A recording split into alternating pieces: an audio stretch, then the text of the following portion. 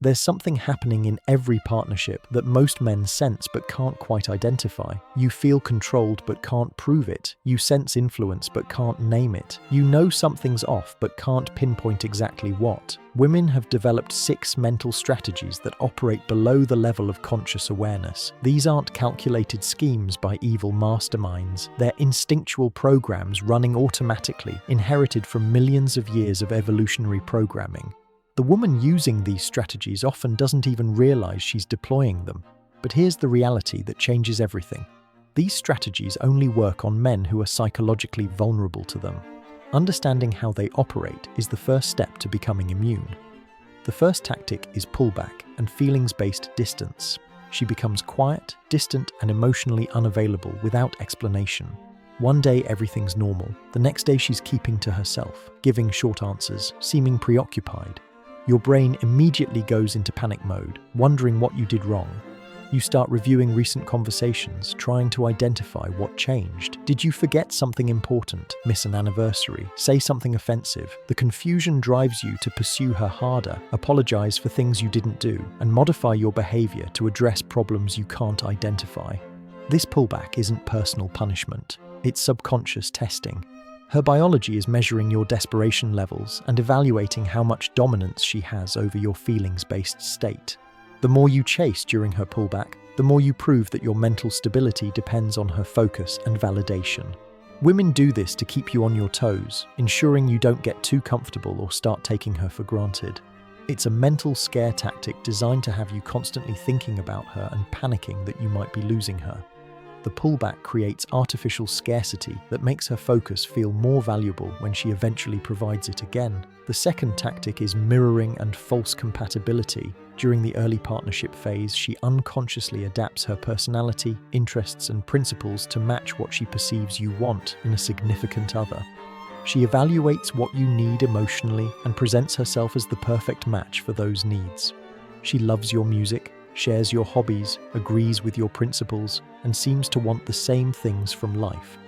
You think you found your soulmate, someone who understands you completely and shares your vision for the future. The compatibility feels too perfect to be coincidence.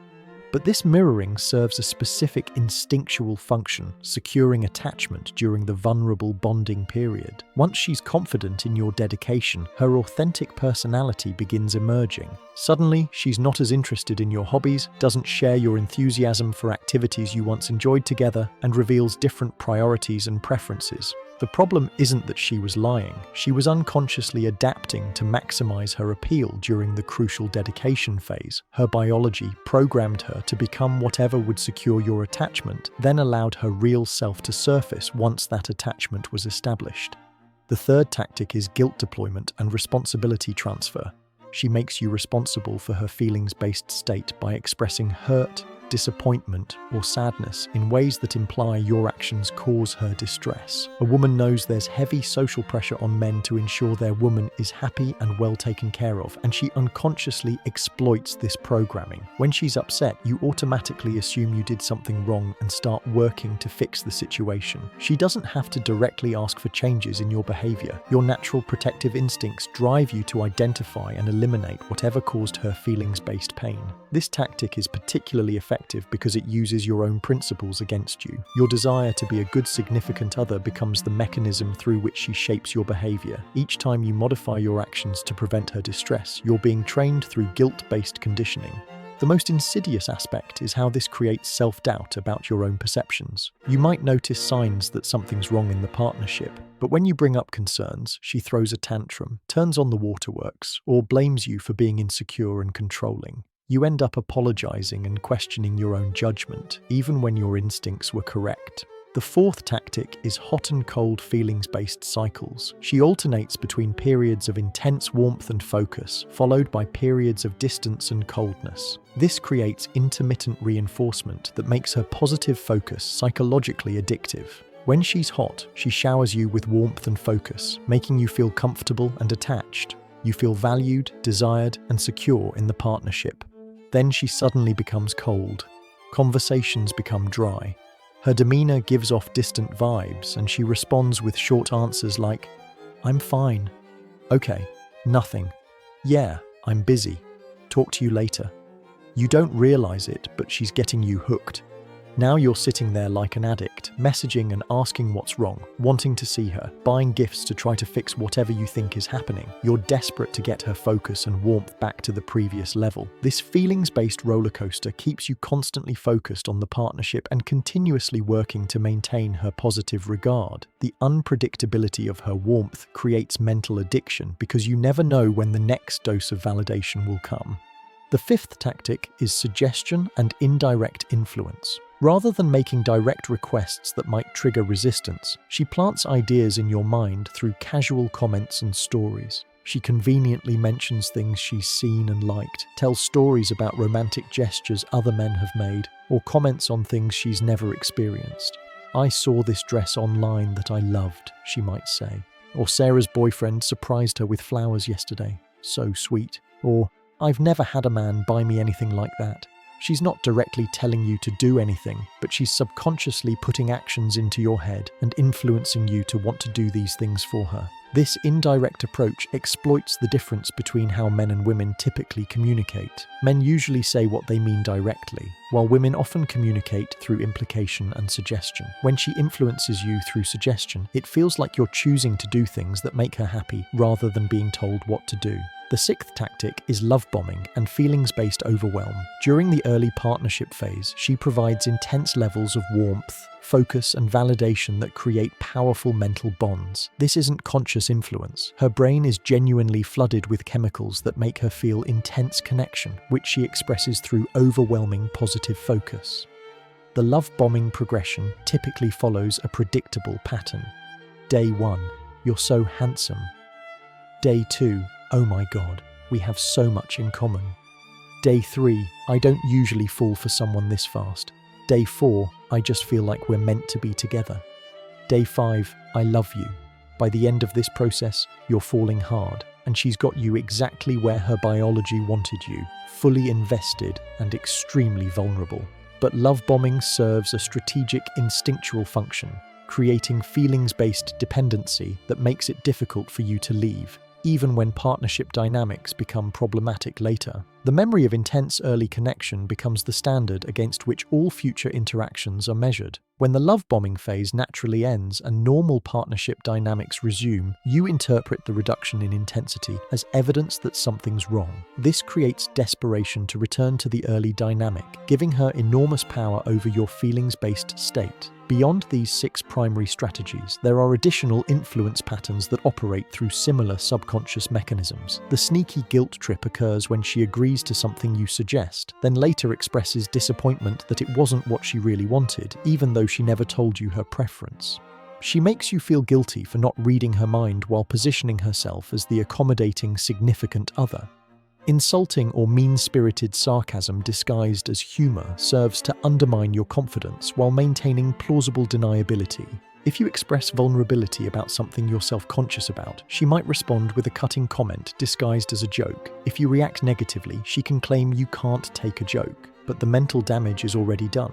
The silent treatment involves withdrawing communication and warmth without explanation. When she doesn't get what she wants, she doesn't express that she needs time to herself. She just stops responding to texts, avoids physical proximity, and brushes off your attempts to understand what's wrong. This passive-aggressive approach punishes you for decisions or circumstances that disappointed her. Withholding intimacy and warmth operates similarly to the silent treatment, but focuses specifically on physical and feelings-based connection. She becomes too tired, has headaches, or is just not in the mood, but only after something didn't go her way. The timing reveals that the pullback is punishment rather than genuine disinterest. The "it's your fault" tactic makes you responsible for her emotions, particularly negative ones. If she's sad, it's your fault. If she's angry, it's your fault. If something completely unrelated to you affects her mood, it's still your fault because you didn't do the right thing to help her feel better. This transfers responsibility for her feelings-based regulation onto you, while absolving her of accountability for her own reactions.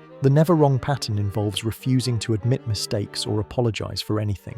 No matter what the disagreement is about, politics, your friends, how to load the dishwasher, she's always right and you're always wrong according to her perspective. This could stem from deep insecurity where admitting error feels threatening, or it could be an influence tactic to maintain dominance through always being the authority on what's correct. Modern technology has amplified all these influence strategies exponentially. Social media provides platforms for strategic posts that create jealousy or demonstrate value. Dating apps give access to unlimited male focus that can be weaponized for pullback strategies. Text messaging enables sophisticated hot and cold cycles through response timing and tone variations. She can now deploy pullback through seen messages without responses. She can create suggestion through carefully curated social media content. She can trigger jealousy through strategic interactions with other men online. The same instinctual programming that operated through face-to-face interaction now operates through digital channels with increased frequency and sophistication. The key insight that transforms everything is understanding that these strategies aren't evidence of conscious cruelty or calculated influence. They're subconscious, instinctual programs designed to evaluate male mental strength and secure optimal partnership outcomes from a female evolutionary perspective. Women don't choose to deploy these strategies any more than men choose to find young, fertile women attractive. These are instinctual imperatives operating below the level of conscious awareness, serving functions that helped women survive and reproduce successfully over millions of years of human evolution. This instinctual foundation explains why reasoning with these behaviors or trying to eliminate them through discussion rarely works. You're not dealing with conscious choices that can be changed through better communication. You're dealing with subconscious programming that responds to environmental triggers rather than logical arguments. The solution isn't changing her behavior, it's developing immunity to these strategies regardless of how they're deployed. This requires building mental strength that makes external feelings-based pressure irrelevant to your decision-making process. When pullback doesn't make you chase, she stops using pullback to dominance you. When guilt trips don't generate the responses she's seeking unconsciously, she stops deploying guilt as a partnership management tool. When hot and cold cycles don't create the mental addiction her biology expects, she stops using feelings-based inconsistency to maintain your investment. Building this immunity requires developing purposes so compelling that partnership drama seems trivial by comparison. You must become so comfortable with solitude that companionship becomes optional rather than necessary. You must build such robust self-esteem that others' validation becomes nice to have rather than essential to maintain. The instinctual reality is that these influence strategies function as comprehensive testing systems designed to identify and exploit mental weaknesses in men. They evaluate your feelings-based stability, boundary strength, independence level, and susceptibility to external dominance.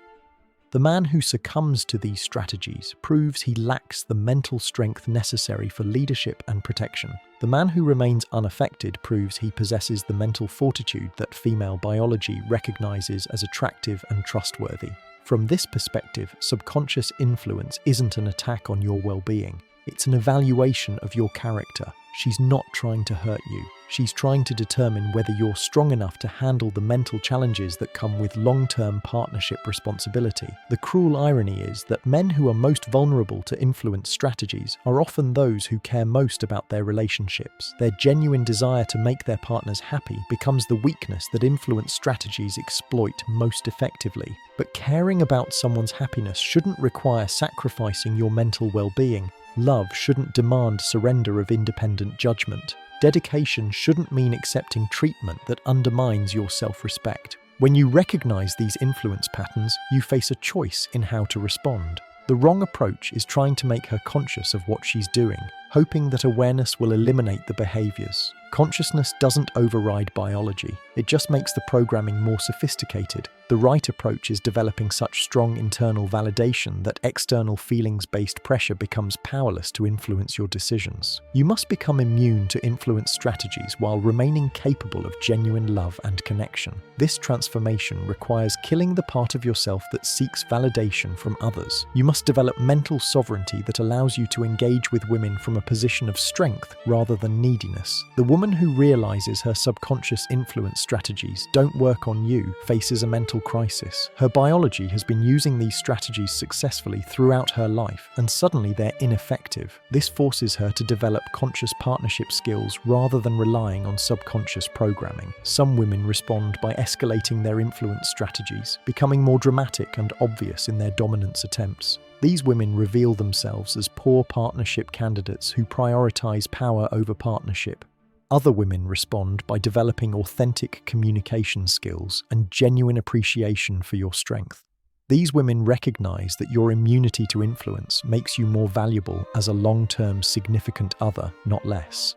The difference between these responses reveals the woman's true character and partnership potential. The woman who escalates influence when subtle strategies fail is someone whose primary interest is dominance rather than connection. The woman who respects your limits and adapts to healthier dynamics is someone worth building a partnership with. The testing aspect of these influence strategies reveals sophisticated evaluation systems that women use to assess male psychology. Every tactic serves dual functions: immediate goal achievement and information gathering about your character and limits. When she withdraws emotionally, she's not just creating distance. She's testing whether you'll maintain feelings-based stability or become dependent on her focus for mental well-being. When she deploys guilt strategies, she's evaluating whether you'll accept responsibility for her feelings-based state or maintain appropriate limits. These tests operate continuously throughout relationships, providing ongoing assessments of male mental strength and partnership potential. The data gathered helps determine everything from respect levels to long-term dedication decisions. Understanding this testing framework transforms how you respond to influence strategies. Instead of taking them personally or trying to reason with them, you recognize them as subconscious evaluation systems that require strategic rather than feelings-based responses. The instinctual logic behind this testing is ruthlessly practical. Women need men who can provide leadership, protection, and stability under pressure. A man who crumbles under mental influence certainly can't be trusted to handle real-world threats that require genuine strength. The transformation required to become immune to subconscious influence is profound but achievable. You must develop such compelling purposes that partnership validation becomes secondary to mission accomplishment. You must become so internally complete that external validation becomes irrelevant to your sense of worth. This mental independence doesn't make you cold or uncaring. It makes you immune to subconscious dominance while remaining capable of authentic connection. You can love without being manipulated, care without being controlled, and engage without losing yourself in the process. The development of this immunity follows a predictable progression that requires consistent practice and conscious awareness. First, you must learn to recognize the patterns as they're happening, rather than only identifying them in retrospect. This means developing sensitivity to the subtle shifts in behavior that signal the beginning of influence strategies. When you feel sudden confusion about her feelings-based state, when you find yourself apologizing for things you can't identify, when you notice yourself changing plans to accommodate unexpressed displeasure, these are warning signs that subconscious programming has been activated. The second stage involves feelings-based detachment from outcomes. You must develop the mental strength to remain stable when she withdraws, unaffected when she deploys guilt, and unresponsive when she creates hot and cold cycles. This doesn't mean becoming emotionally unavailable. It means your feelings-based state becomes independent of her influence strategies. The third stage requires developing alternative sources of validation and meaning that make her validation optional rather than essential. When your sense of worth comes from internal sources, your mission, your principles, your personal development, external influence loses its power to destabilize you. The fourth stage involves maintaining limits consistently, regardless of the feelings-based pressure applied.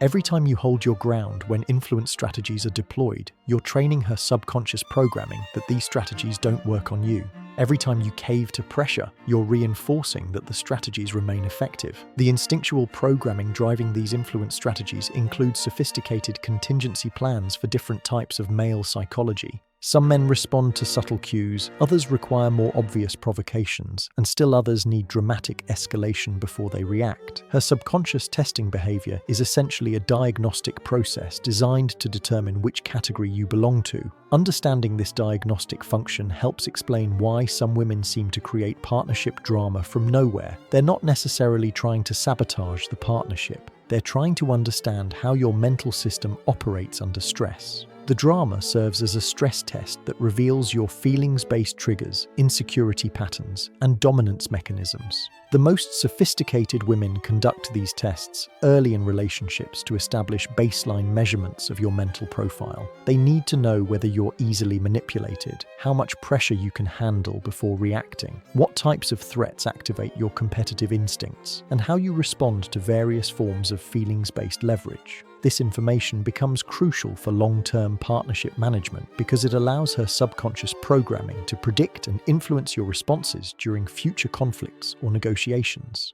The woman who understands your mental triggers can activate them strategically whenever her biology determines that specific outcomes need to be achieved. The workplace provides an illuminating parallel for understanding these dynamics. Imagine an employee who questioned every decision, challenged every policy, and threatened to quit whenever asked to do something disagreeable. That employee would be terminated immediately because their behavior undermines organizational effectiveness. Yet, in relationships, men often tolerate this exact behavior from women because they've been programmed to believe that love means accepting disrespect and that limits are selfish. They allow their authority to be undermined daily while wondering why their relationships become increasingly difficult and unsatisfying. The corporate world understands something about human psychology that men in relationships ignore. Respect isn't earned through accommodation, it's earned through consistent demonstration of value and competence. The leader who changes policy every time someone complains doesn't create loyalty, he creates chaos and contempt. The pharmaceutical industry provides another useful analogy. When testing new medications, scientists subject them to increasingly harsh conditions to determine their effectiveness and safety. A drug that breaks down under pressure isn't suitable for treating serious conditions that require reliable performance under stress. Women conduct similar stress tests on male psychology through influence strategies. They create feelings-based pressure, social complications, and partnership drama to evaluate whether your mental framework holds under adverse conditions. A man whose authority crumbles during these tests isn't suitable for the serious business of leading a family through life's inevitable challenges. The military understands this principle in their training programs. They don't make basic training easier when recruits struggle. They make it harder. The point isn't to avoid stress, but to develop people who can function effectively under stress. A soldier who breaks down during training wouldn't be trusted in actual combat situations. Women apply similar logic to partnership dynamics. They don't want men who need perfect conditions to function as leaders. They want men who become better leaders when conditions become more challenging. This is why your response to her most unreasonable demands often matters more than your response to her most reasonable requests. The counterintuitive truth about influence strategies is that successfully resisting them makes them less frequent over time. When you consistently demonstrate that your mental framework is non-negotiable, she stops testing it as frequently because the results have become predictable. But when you occasionally cave to influence pressure, you reset the testing cycle because she's no longer certain about your limits. This creates the exhausting pattern that destroys many relationships. Intermittent reinforcement of her testing behavior through inconsistent responses. Sometimes you hold your ground, sometimes you don't. This inconsistency makes her testing more frequent and more intense because she never knows which version of you she's dealing with. The mental principle at work here is the same one that makes gambling addictive. When rewards come unpredictably, the behavior seeking those rewards becomes compulsive. Consistency and resisting influence isn't just about winning individual battles, it's about ending the war entirely. The woman who knows with absolute certainty that influence won't work stops wasting energy on these strategies and redirects that energy towards supporting your leadership instead. The long-term mental consequences of succumbing to influence strategies extend far beyond individual relationships. Men who consistently fail these tests often develop what could be called accommodation addiction, a compulsive need to modify their behavior to avoid conflict, even when that conflict would be healthy and necessary. This accommodation addiction spreads to every area of life. The man who can't maintain limits with his girlfriend often struggles to maintain limits with employers, friends, family members, and business associates. The mental weakness that makes him vulnerable to female influence makes him vulnerable to influence from all sources. Conversely, the mental strength required to resist subconscious female influence serves you in every context that requires leadership, independence, and authentic self-expression. When you become immune to feelings-based pressure from women, you become immune to feelings-based pressure from everyone. The escalation pattern that occurs when influence strategies fail reveals the subconscious nature of these strategies. When subtle pullback doesn't work, she might disappear for days or weeks. When gentle guilt trips fail, she might create dramatic feelings-based scenes. When intermittent reinforcement loses effectiveness, she might swing between extreme warmth and complete rejection. This escalation isn't conscious strategy, it's instinctual programming trying to regain dominance through increased intensity. Her subconscious mind interprets your immunity as a malfunction in her influence system that requires more powerful intervention to correct. The woman who escalates influence strategies in response to your limits is essentially experiencing an instinctual emergency. Her programming has detected that its primary dominance mechanisms aren't functioning, triggering panic responses designed to restore the previous power dynamic through any means necessary. Understanding this escalation dynamic prevents you from taking it personally or interpreting it as evidence of conscious malice. She's not choosing to become more manipulative. She's experiencing instinctual panic that manifests as increased influence intensity. The difference between women who escalate versus those who adapt reveals fundamental differences in mental health and partnership potential. Healthy women possess enough conscious awareness to override their subconscious programming when it conflicts with partnership goals. Unhealthy women remain enslaved to instinctual imperatives regardless of the consequences. The ultimate irony of subconscious female influence is that it often destroys the very relationships it's designed to protect and optimize. Women who rely heavily on these strategies frequently find themselves with men who either become psychologically damaged or emotionally detached over time. The influence strategies that initially secure male investment eventually erode the genuine connection and respect that make relationships fulfilling for both parties. You can't build authentic intimacy on a foundation of subconscious dominance and mental influence. Even when that influence isn't consciously intended, this creates the tragic cycle that destroys most modern relationships. Women use subconscious strategies to secure men who gradually lose respect for women who need strategies to dominance them. Meanwhile, men who succumb to these strategies gradually lose respect for themselves, creating relationships where neither party can maintain genuine attraction or connection. The ultimate paradox is that the less these strategies work on you, the better your relationships become. When you're no longer vulnerable to influence, you attract women who don't need influence to feel secure. When you stop being controllable, you become genuinely attractive to women who want partnership rather than power. The choice is always yours. Remain vulnerable to subconscious influence strategies, or develop the mental strength that makes influence impossible. Either way, the strategies will continue operating. The only question is whether they'll work on you. Choose wisely. Your mental freedom and partnership happiness depend on understanding this invisible war and developing the immunity that allows authentic love to emerge.